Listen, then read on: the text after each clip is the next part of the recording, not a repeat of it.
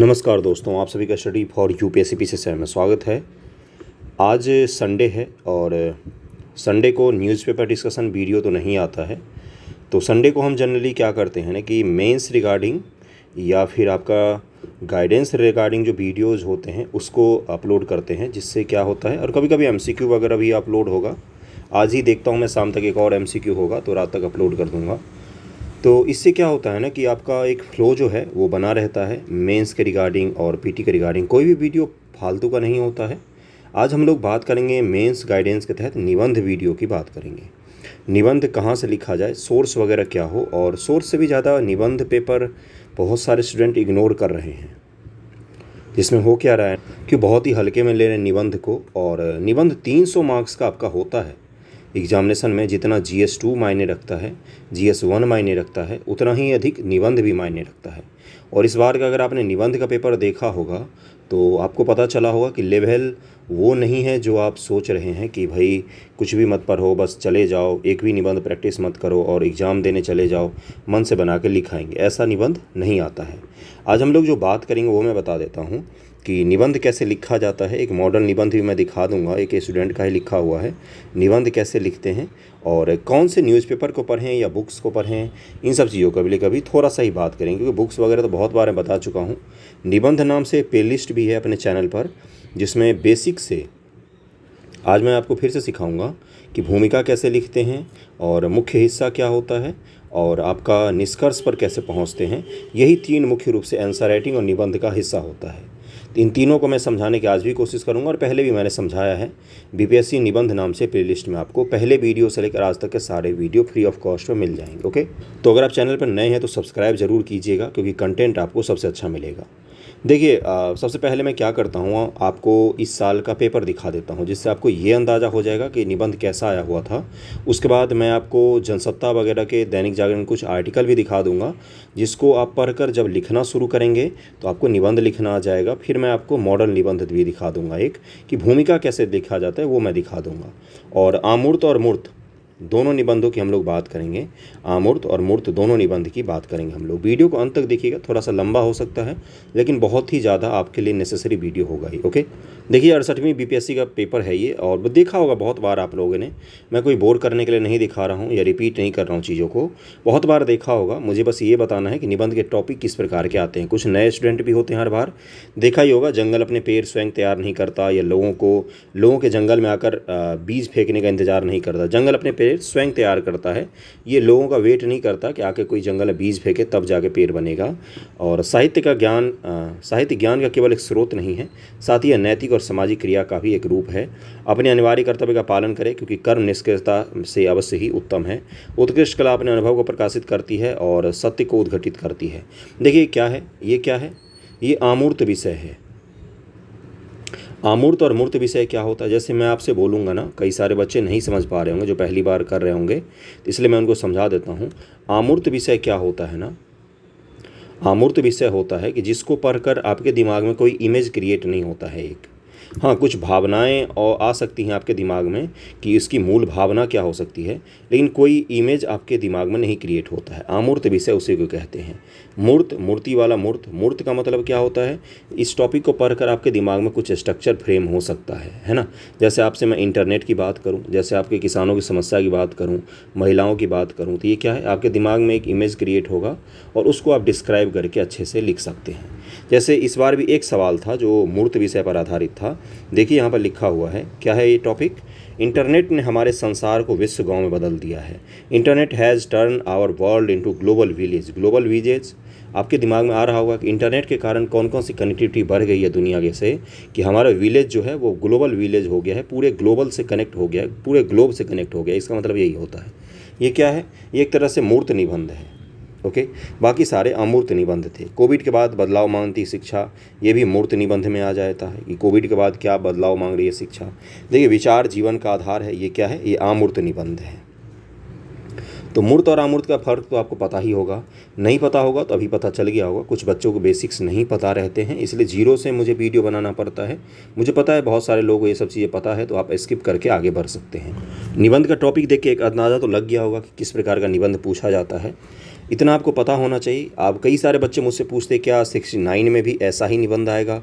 बिल्कुल ऐसा ही आएगा, इससे कठिन ही आ सकता है, आसान तो बिल्कुल नहीं आएगा। टॉपिक आपके समझ में आ जाए इसलिए आपको समझ बनानी पड़ती है।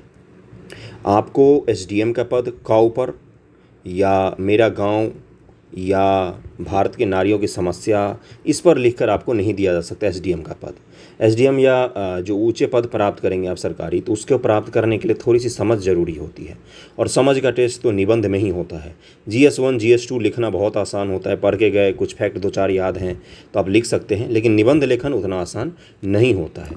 इसलिए 69 में भी इसी तरह का पेपर आएगा। अब हम लोग बात कर लेते हैं किस प्रकार से निबंध को टैकल किया जाता है। देखिए, निबंध लिखने के लिए जो बेसिक से जिनको भी शुरुआत करना है वो थोड़ा सा ध्यान से सुनेंगे। निबंध लिखने के जो टॉपिक दिया जाता है उसके आयाम को ढूंढना होता है।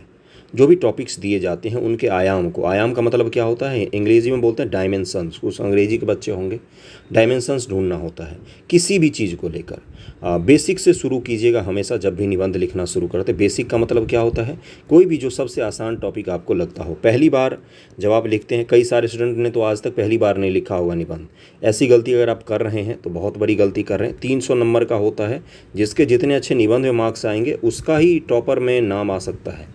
GS1 GS2 भी मायने रखता है, लेकिन निबंध बहुत मायने रखता है। निबंध में अधिक अंक आएंगे तो आपके रैंक गारंटेड है कि अच्छे अंक प्राप्त कर सकते हैं आप। तो इसलिए इस पर ज़रूर ध्यान दीजिएगा निबंध पर।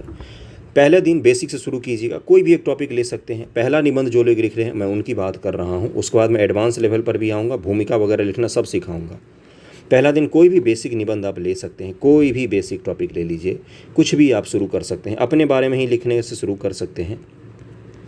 अपने बारे में जो आपकी जीवन गाथा है, कथा है, उसी को लिखिए, फिर फाड़ कर फेंक दीजिए उसको, क्यों किसी को बताना। कुछ भी लिखना शुरू कर सकते हैं। अपने देश पर लिख सकते हैं, राज्य पर लिख सकते हैं, गांव पर लिख सकते हैं। जिनको बेसिक निबंध, जिन्होंने आज तक नहीं लिखा होगा, स्कूल में तीसरी चौथी पाँचवीं में भी हम लोग निबंध लिखते थे, अपने दोस्त वगैरह मुहिम पर, स्कूल पर, टीचर पर लिखते थे ना, उसी प्रकार से आपको लिखना है। पहला निबंध अगर आपको नहीं आता बेसिक्स, तो मैं उनकी बात कर रहा हूँ। बाकी एडवांस लेवल के निबंध के लिए मैंने क्या बताया, सबसे पहला मैंने बताया है कि आयाम आपको बहुत सारे पता होना चाहिए। आयाम क्या होता है, जैसे एक एग्जाम्पल लेते हैं। एग्जाम्पल मैं बार बार एक ही लेता हूँ, जिससे जो पहली बार देख रहे हैं उनको भी समझ में आ जाए। जैसे मान लीजिए मैंने आयाम क्या लिया, बिहार की समस्या मैंने आयाम ले लिया। बिहार की समस्या टॉपिक ले लिया मैंने, बिहार की समस्या। ओके, अब इसके कौन कौन से डायमेंशन हो सकते हैं, तो बिहार की सामाजिक समस्या कौन कौन सी है, बिहार की राजनीतिक समस्या कौन कौन सी है, बिहार की आर्थिक समस्या कौन सी है, बिहार के सोशल सांस्कृतिक समस्याएं कौन कौन सी हैं, इसको लिख दिया हमने। अब सामाजिक समस्या में कौन कौन सी आ सकती है, महिलाओं की स्थिति, बच्चों की स्थिति, जातिवाद की स्थिति क्या है, राजनीति में क्या हो सकता है, राजनीति किस प्रकार की है, बिहार की एक पार्टी है या कुछ परिवार के लोग बैठ गए हैं, सत्ता पर काबिज हो गए हैं, भले उनको आता कुछ ना हो, पर्यावरण मंत्री बन के ब्लॉग बना रहे हैं, तो इस तरह की समस्याएं भी हो सकती है। आर्थिक में कौन सी हो सकती है कि निवेश नहीं आ रहा है, गरीबी बहुत ज़्यादा है, कृषि में उत्पादन कम है, फैक्ट्रियाँ नहीं है, कंपनियाँ नहीं है, पलायन हो रहा है बहुत ही ज़्यादा, मजदूरों का पलायन हो रहा है, पढ़े लिखे लोगों का पलायन हो रहा है, सबका पलायन ही हो रहा है। सामाजिक और सांस्कृतिक में क्या हो सकता है कि दंगे फसाद हो सकते हैं, एथनिक रूप से वहाँ पर डिवाइड क्रिएट हो सकता है समाज में। ये सब कुछ सांस्कृतिक समस्याएँ हो सकती हैं। कुछ भी मैंने ऐसा बताया जो आपको नहीं पता हो। तो इसके लिए क्या ज़रूरी होता है, आयाम को लिखने के लिए सबसे पहले बेसिक चीज़ की ज़रूरत होती है, वो होती है समझ। कितना ज़्यादा आपका समझ बना हुआ है सब्जेक्ट को लेकर, सोसाइटी को लेकर, कल्चर को लेकर, राजनीति को लेकर, आर्थिक को लेकर, उसी प्रकार से आप निबंध को स्ट्रक्चर कर सकते हैं। मैंने क्या शब्द यूज किया है, स्ट्रक्चर। अब स्ट्रक्चर क्या होता है निबंध का, निबंध का स्ट्रक्चर को मूल रूप से 3 से 4 भागों में बांटते हैं। सबसे पहला हिस्सा होता है भूमिका, कि भूमिका कितना अच्छा लिखते हैं, इस पर डिपेंड करता है कि आपको निबंध में कितने मार्क्स मिलते हैं। भूमिका जिनका जितना ही अच्छा होगा उनको निबंध में निस्संदेह बहुत अच्छे मार्क्स मिलेंगे। भले ही मुख्य भाग उनका 100 के बदला में 80 हो, मतलब कि थोड़ा सा कम हो, थोड़ा एवरेज भी हो, लेकिन भूमिका जिनकी जितनी अच्छी होगी उनको निबंध में उतना ही अच्छा मार्क्स मिलता है। मुख्य हिस्सा भी मायने रखता है, बिल्कुल मायने रखता है, लेकिन जितना ज़्यादा निबंध में कोई एक चीज़ मायने रखता है वो है भूमिका। भूमिका तब आप लिख पाएंगे जब निबंध के टॉपिक को समझ बनाएंगे। अभी मैं उस पर भी चलाऊंगा। दूसरा हिस्सा होता है मुख्य भाग निबंध का, जिसमें जो मूल टॉपिक आपसे पूछा गया है उसके बारे में आप लिखते हैं। जैसे मैंने किसान की समस्या की बात की, तो उसके बारे में जितने आयाम आप लिखेंगे वो आप भूमिका मुख्य हिस्सा में ही लिखेंगे, मुख्य हिस्सा में ही पूरा का पूरा कंक्लूड करेंगे। मुख्य हिस्सा में फिर उनकी समस्या का समाधान भी आप लिखेंगे। ओके, ये चीज़ क्लियर हो गया होगा। तीसरा हिस्सा कौन सा होता है, आपका निष्कर्ष पर पहुंचते हैं। निष्कर्ष भी काफ़ी अच्छा लिखना चाहिए। निष्कर्ष हमेशा समाधान के बाद आता है और इसमें सामान्य तौर पर अपने विचार लिखने की कोशिश करते हैं लोग, या किसी को कोट भी कर सकते हैं आप। ओके, अब एक एक करके समझते हैं। जैसे भूमिका हो गया। भूमिका जब भी आप लिखने की कोशिश करते हैं निबंध के बारे में, अभी मैं मॉडल निबंध भी ले जाऊंगा, और न्यूज़पेपर किस प्रकार से आपकी मदद कर सकता है निबंध लेखन में, उसको भी मैं बताऊंगा। भूमिका जब भी आप लिखते हैं, एक तो निबंध पैराग्राफ में लिखना चाहिए हमेशा। पॉइंट में निबंध नहीं लिखा जाता है, पैराग्राफ में निबंध लिखना है आपको। ये चीज़ तो क्लियर हो गया होगा। तो जब भी आप भूमिका लिखेंगे तो उसमें कोशिश कीजिए कि कोई किस्सा, कहानी, कविता, मुहावरे, लोकोक्तियाँ, शेर व शायरी, कुछ इस अंदाज में शुरू किया जाए। कुछ अपने अनुभव इस यहाँ से शुरू कर सकते हैं आप अपने निबंध को शुरुआत जितने अच्छे से करेंगे, यकीन मानिए उतना ही अच्छा मार्क्स मिलेगा आपको। हिंदियों में अशुद्धियाँ नहीं करनी है और एक लयबद्धता होनी चाहिए।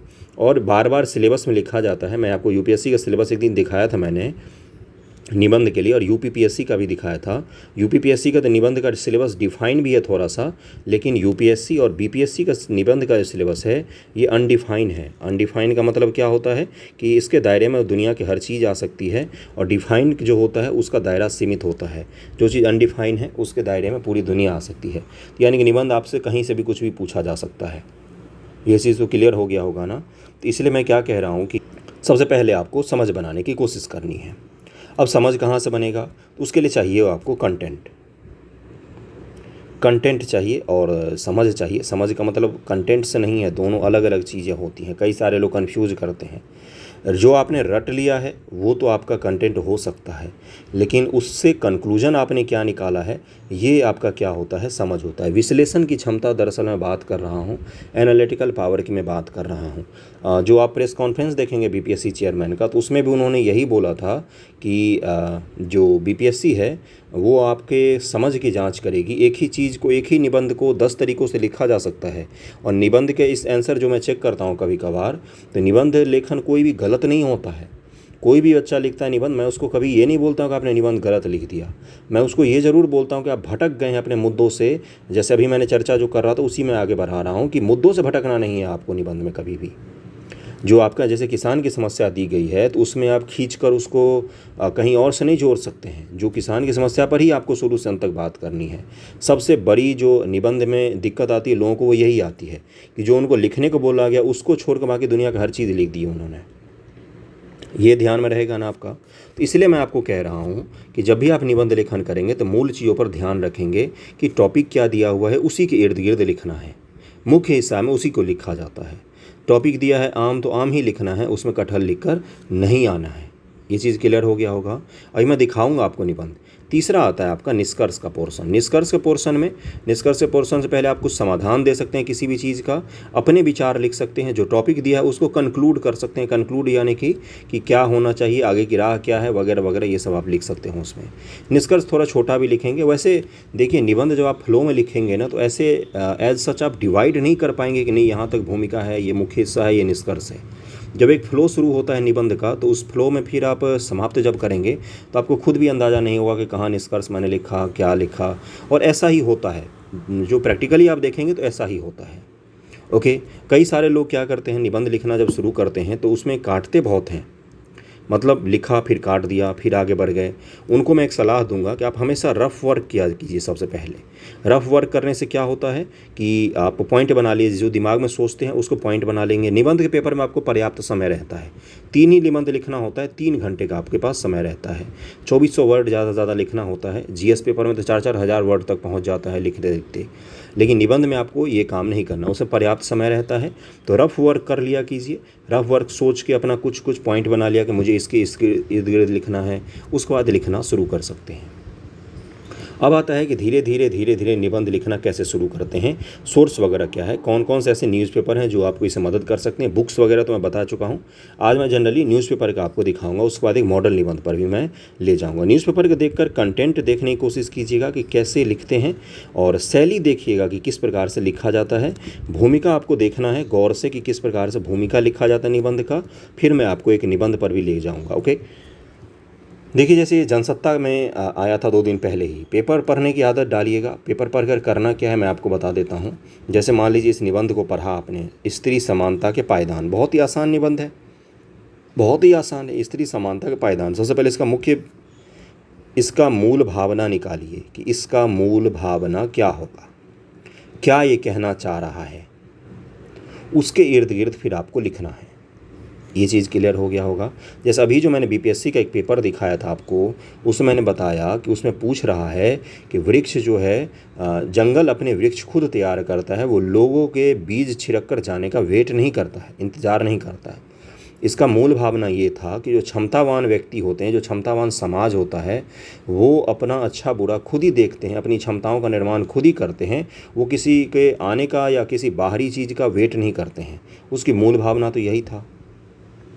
एक मास्टर साहब ने एक्सप्लेन किया था उसको, चैनल है उनका बहुत बड़ा, मैं नाम नहीं लूँगा, उन्होंने एक्सप्लेन किया था उस निबंध के टॉपिक को परीक्षा के बाद कि इसमें आपको मानसून के बारे में बताना है, जंगल के बारे में बताना है, ये सब चीज़ें नहीं, उसके बारे में उन सब चीज़ों पर नहीं बताना, तो उसमें जंगल ज़मीन के बारे में लिखना ही नहीं था।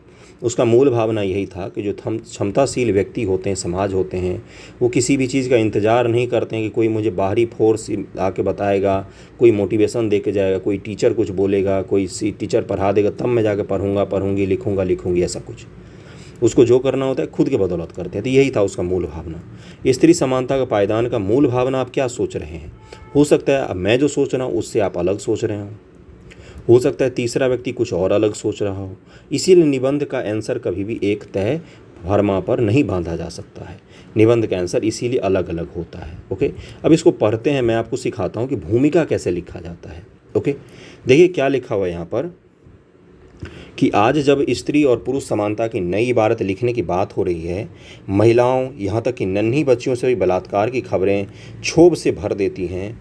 बसों, ट्रेन, सार्वजनिक जगहों में स्त्रियों का बात विवाद, मजाक उड़ाना, उनके कपड़े, रहन सहन, बोलचाल, शारीरिक बनावट, रंग आदि को लेकर भद्दी टिप्पणियाँ करना, घरेलू महिलाओं के कामों का अमूल्यन आदि अपने आप में दुखद आश्चर्य है। यहाँ से इन्होंने क्या किया है, शुरुआत की है।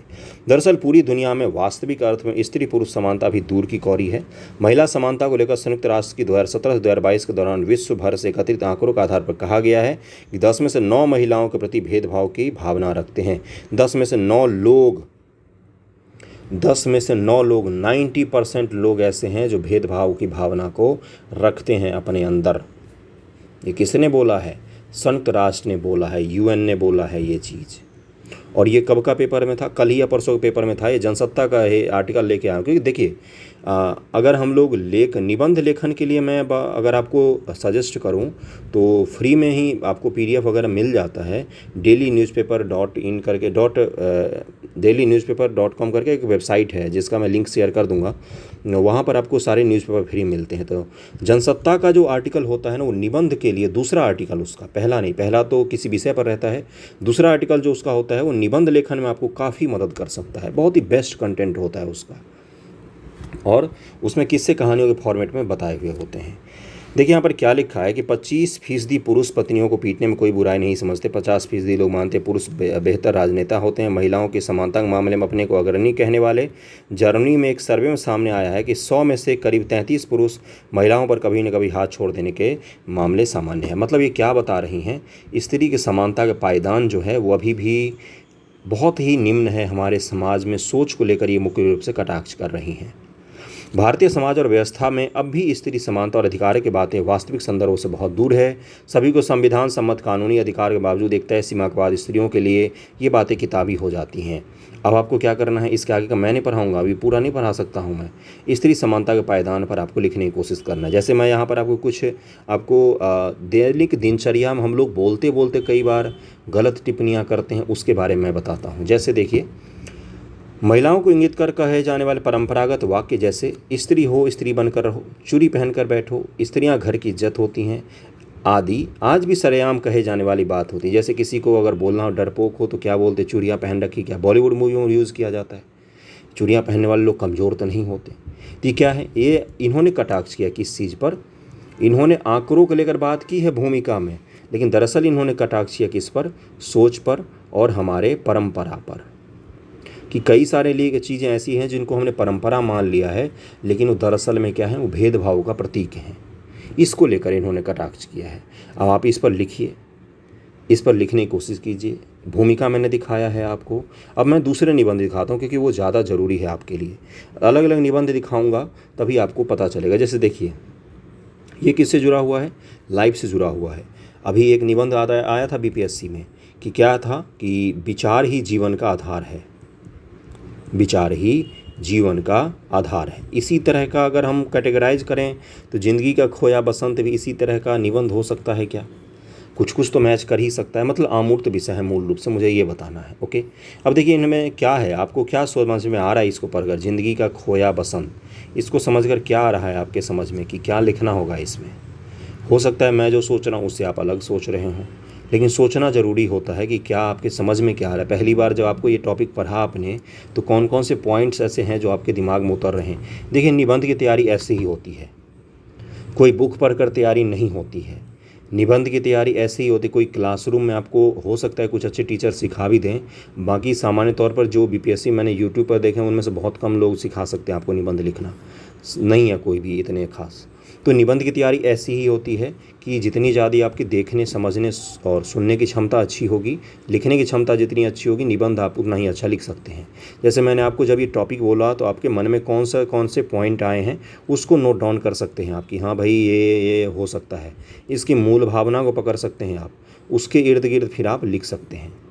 जैसे देखिए इन्होंने क्या लिखा है कि बढ़ते जीवन स्तर और मनुष्य के शैक्षणिक विस्तार ने भौतिक जीवन की चकाचौंध को और भी अधिक फैलाया है। भौतिक जीवन क्या होता है?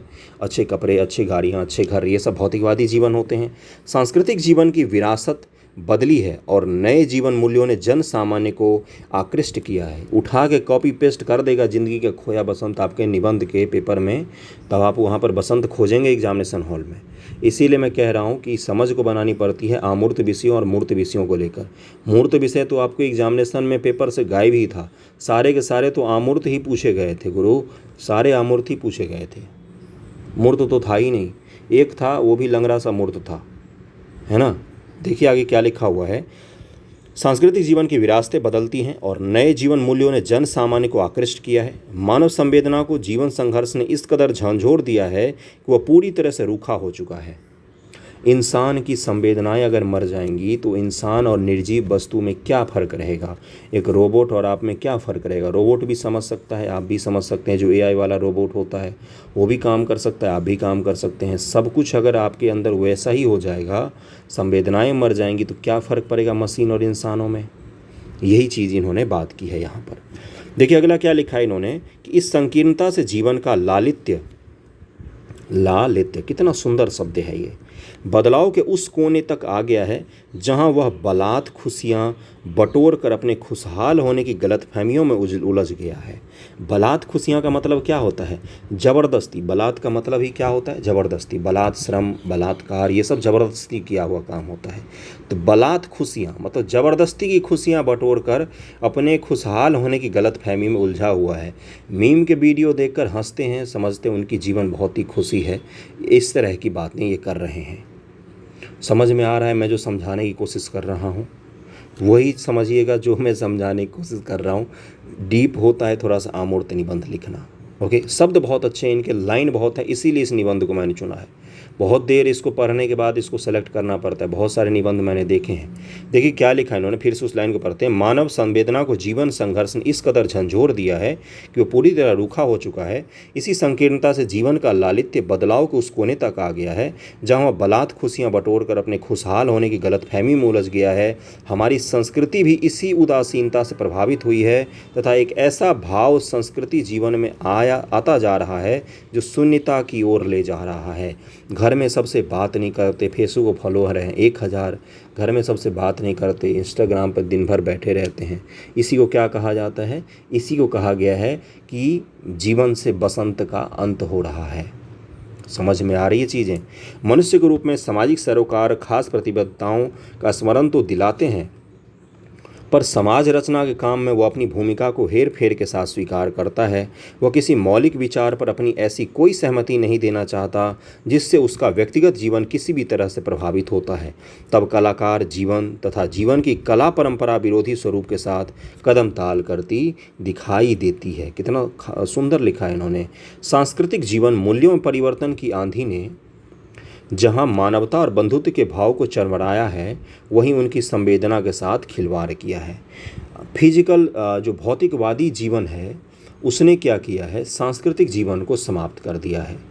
सांस्कृतिक जीवन को किस प्रकार समाप्त किया है, आप सोचिए। कुछ भी ऐसा एग्जाम्पल ले सकते हैं। पहले ही मुझे याद है, जब मैं पहले गांव में रहता था तो लोग एक दूसरे के पास बैठकर बातें करना ज़्यादा सहज महसूस करते थे, न कि टेलीफोन और फ़ोन और टीवी देखकर खुश होने की परंपरा थी इतनी। तो वो क्या था, वो सांस्कृतिक जीवन था एक हमारा, है ना। अब क्या हो गया है, भौतिकवादी जीवन अधिक हो गया है। इसी की बात ये कर रहे हैं। हम क्या थे यह जानने के लिए व्यस्त जीवन में क्षणिक फुर्सत नहीं है। हम क्या थे ये जानने के लिए भी फुर्सत नहीं है। इच्छाओं के असीम जंगल में हजारों नागफनी उगाई हैं तथा उनकी चुभन हर ओर से लगने लगी है। तब हम सांस्कृतिक उन्नयन और परंपरा के स्रोत कैसे बनाए रख सकते हैं। परंपरा और वर्तमान का टकराव इस तेज़ी से हुआ है कि हमारी सद्भावनाएं चूर चूर हो गई हैं। इन्होंने बोला है कि हम क्या थे ये जानने के लिए भी हमारे पास समय नहीं है। ओके, अगले पर चलते हैं। देखिए क्या लिखा हुआ है कि संवेदनशीलता से इनके लिए कोई स्थान नहीं छोड़ा है। ऐसे में कैसे नैतिक आदर्शों की वापसी की बात सोची जा सकती है। हुआ यह है कि स्वयं मनुष्य यंत्र बन गया है। आपको मैं क्या सिखा रहा हूँ अभी, क्या आपको मैं कंटेंट दे रहा हूँ? मैं आपको शैली सिखा रहा हूँ कि किस प्रकार से अपनी बातों को साहित्यिक भाषा में लिखा जाता है, क्योंकि साहित्यिक निबंध बहुत सारे पूछे जाते हैं आपके एग्जामिनेशन में। कहीं पर भी बीपीएससी के रिगार्डिंग कोई टीचर अगर ऐसा बताता हो तो मुझे आकर मैसेज कर दीजिएगा। उनको खुद नहीं पता वो क्या बताएंगे। तो ये शैली डेवलप होता है इसको पढ़ने से। इतने लयबद्ध तरीके से लिखा, बहुत सारे बच्चे निबंध लिखते हैं लेकिन लय उनका नहीं होता। चंद्रगुप्त मौर्य से डायरेक्ट आ जाते हैं, कहीं से कहीं इतिहास से शुरू करते वर्तमान पे ख़त्म कर देते, उनको लगता है निबंध हो गया। निबंध वो उसकी बात नहीं होती, सिर्फ एग्जाम्पल देने की बात नहीं होती है। निबंध होती है कि लिखना कितना अच्छे से जानते हैं आप, शैली आपकी कितनी अच्छी है, किससे कहानी कितना अच्छा बनाते हैं, लयबद्धता आपके लाइन में है कि नहीं। लयबद्धता नहीं होगा पंक्तियों में तो मज़ा नहीं आएगा पढ़ने में। पहला पैरा पढ़ के डायरेक्ट अंतिम पैरा पर जाएंगे, बोल देंगे बहुत अच्छा लिखा है। 50 नंबर का 100 नंबर के निबंध में 20-20 नंबर एवरेज बिठाकर आगे बढ़ जाएंगे। इसलिए लयबद्धता लाइए, शैली में थोड़ी सी धार लानी पड़ती है, उसी को मैं सिखाने की कोशिश कर रहा हूँ। यहाँ पर देखिए लिखा क्या है कि हुआ यह है कि स्वयं मनुष्य यंत्र बन गया है। राजकीय प्रयास ने मनुष्य की मांगलिकता का सपना तो बोया, लेकिन इस आत्मा अवलोकन का अवसर उसे भी नहीं मिला। ये सपने अंकुरित क्यों नहीं हुए। बिजली, सड़क, नहर, पुल, बांध और मशीनरी की बड़ी परियोजनाओं ने एक ऐसा मार्ग भी खोला जो भ्रष्टाचार के लिए था तथा उसकी छूत सामाजिक सरकारों की मनुष्य की प्रतिबद्धताओं को विचलित करने वाली थी। ऐसे में एक ऐसा अंधर चलता है जब सब कुछ उजड़ने लगता है और भले बुरे का भेद मिटाकर शुद्र स्वार्थों की लार टपकाने लगता है। हमारी मान्यताएं, मर्यादाएं, परंपराएं तब कर भी कर सकती हैं, बस हम ही तो बुला रहे थे उन्हें, वरना यह तो सभी को पता है कि हमने उनके बल पर क्या क्या अर्जित नहीं किया था। सिरमौर बनकर हमने आर्य होने का गौरव लिया, जिनमें अपनी आन की खातिर मिटने तथा हित में न्यौछावर हो जाने की संवेदना थी। अलग अलग उदाहरण फिर इन्होंने बहुत सारे दिए हैं। साम्राज्यवादियों को उदाहरण दिया है। मूल रूप से क्या उदाहरण दिया है इन्होंने कि क्या हमने खोया है किस चीज़ को हासिल करने के लिए। In search of gold we lost the diamond. Okay, इन्हीं पर इन्होंने बात की। अब एक और टॉपिक मैं दिखाता हूँ जो मूर्त है, लंगड़ा हुआ मूर्त है। मतलब लंगड़ा हुआ मूर्त मैंने कुछ देर पहले भी यूज़ किया था। मतलब मूर्त तो है लेकिन अमूर्त को भी टक्कर दे सकता है। श्रम वाले महिलाओं की घटती हिस्सेदारी। देखिए रिपोर्ट आई है, रिपोर्ट पर आधारित है ये। जनसत्ता में है ये आर्टिकल। जनसत्ता के आर्टिकल काफ़ी अच्छे रहते हैं। जनसत्ता में आर्टिकल छोड़कर दरअसल में कुछ होता ही नहीं है। लेकिन न्यूज़पेपर डिस्कशन में चूंकि मुझे फैक्ट्स आपको ज़्यादा पढ़वाने होते हैं, इसलिए मैं इन आर्टिकल को नहीं छूता हूँ, क्योंकि फैक्ट्स से आपके एग्जामिनेशन में सवाल अधिक आते हैं। निबंध में आपके सवाल आते हैं इस तरह की चीज़ों से। तो इसलिए जनसत्ता वगैरह अगर PDF आपको मिलता है ऑनलाइन फ्री में, तो एक नज़र बस उसके आर्टिकल को देख लिया कीजिए। देखिए क्या लिखा हुआ है कि भारतीय प्रतिशतता, ये तो भूमिका हो गया। रिपोर्ट इसमें क्या है, पुरुषों की तुलना में भारत की सुनिश्चित महिलाओं की तेज़ी से नौकरी को छोड़ने को लेकर रिपोर्ट बताती है कि खासकर यौन हिंसा के जोखिम के मामले में हम महिलाओं के लिए सबसे खतरनाक देशों में शुमार हैं। लैंगिक असमानता वाला प्रतिस्पर्धात्मक समाज चाहता है कि महिलाओं का मुख्य काम घर की चार दीवारी के भीतर रहे। रसोई, बच्चों की देखभाल, काम चलाओ शिक्षा आदि ऐसे कारक हैं। घर से बाहर अक्सर महिलाओं को हिंसा का भी सामना करना पड़ता है, जिससे वे नौकरियों के प्रति हतोत्साहित हो रही हैं। भारत की बहुत सारी महिलाएं जो कोविड में जिन्होंने ज्वाइन किया था या कोविड के पहले जो लोग काम करती थी, कोविड के बाद बहुत सारी महिलाओं ने नौकरियों को छोड़ दिया है, क्योंकि वर्क फ्रॉम होम जो था उसको समाप्त किया गया है। तो इसको समाप्त करने के कारण बहुत सारी महिलाओं ने नौकरियों को छोड़ दिया है। इसी को लेकर एक रिपोर्ट आई थी कि वर्क फ्रॉम होम जैसे ही समाप्त हुआ, नौकरियां छोड़ने की संख्या महिलाओं की बढ़ गई है भारत में। इसी को लेकर कुछ इन्होंने, अब इसमें बस आपको मुझे भूमिका दिखाना है, बाकी आप इस निबंध को पढ़ सकते हैं, मैं ये PDF शेयर कर दूंगा। भारतीय प्रतिस्पर्धात्मक समाज इतना जटिल जकड़ बनाए हुए है कि पहिया उल्टा घूम रहा है। वर्ष 2005 में जो महिलाएं कार्यबल 27% थी, 2005 में कितना थे? 27% कार्यबल था महिलाओं का, अब गिरकर 23% हो गया है। बताइए, 2023 में बढ़ना चाहिए था, महिलाओं का कार्यबल 4% गिर गया है। इसी पर यह रिपोर्ट आई है। सर्वेक्षण बताता है कि महिला कार्यबल की हिस्सेदारी के मामले में 131 देशों में 131 में 120वें देश हैं हम। और कीजिए महिलाओं की बात, ज़्यादातर वे महिलाएं नौकरी छोड़िए जो मध्यम स्तरीय प्रबंधनों पदों पर थी। ताज़ा सर्वेक्षण में इसकी कुछ एक बुनियादी और कई अन्य वजह सामने आ रही। उनमें सबसे प्रमुख है, देश में कार्यकुशल पुरुषों और सीईओ के कर्मचारी महिलाओं का स्तर एक समान वेतन होने के बावजूद महिलाओं को अपेक्षा कम वैतनिक पदोन्नति अवसर मिले। मतलब वेतन भी उनको कम दिया है, तो अवसर भी उनके लिए कम है ना। अगला क्या है, इससे आर्थिक विविधता और आय में समानता की तेजी से बढ़ावा मिलता है। वैश्विक स्तर 2.7 अरब से अधिक कहाँ पर गया, ये रहा। महिलाएं कानूनी रूप से पुरुषों के समान नौकरियों के चुनाव से बाहर हैं। ज़्यादातर देशों में आज भी महिलाओं को विशिष्ट नौकरियों में काम करने से रोकने के कानून हैं। ऐसे 59 देशों में कार्यस्थल पर यौन उत्पीड़न पर कोई कानून नहीं है। भारत में है विशाखा गाइडलाइन, उसको कहा जाता है। विशाखा गाइडलाइन है, किससे जुड़ा हुआ? ये वर्क स्थल पर महिलाओं की यौन सुरक्षा से जुड़ा हुआ है विशाखा गाइडलाइन। तो दरअसल मुझे इसकी भूमिका आपको दिखाना था कि भूमिका कैसे लिखा जाता है। कुछ भूमिकाएँ ऐसे भी लिखिएगा, मूर्त विषय पर जब आए तो उसमें कुछ आंकड़े और रिपोर्ट को देकर अगर आप भूमिका लिखते हैं तो वो भी काफ़ी अच्छा होता है। ओके, तो बहुत सारे निबंध को मैंने दिखा कर आपको लिखने के लिए प्रेरित करने की सोचा कि भाई चलो बताया जाए। जनसत्ता का आर्टिकल पढ़िएगा, काफ़ी अच्छा सोर्स है वो निबंध लेखन सीखने के लिए।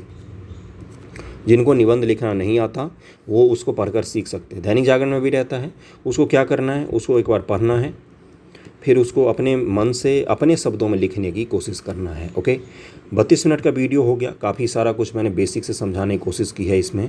अगर आपको वीडियो अच्छा लगा हो तो लाइक ज़रूर कीजिएगा, वीडियो को शेयर कर दीजिएगा जहाँ भी संभव हो सके। थैंक यू सो मच आप सभी का।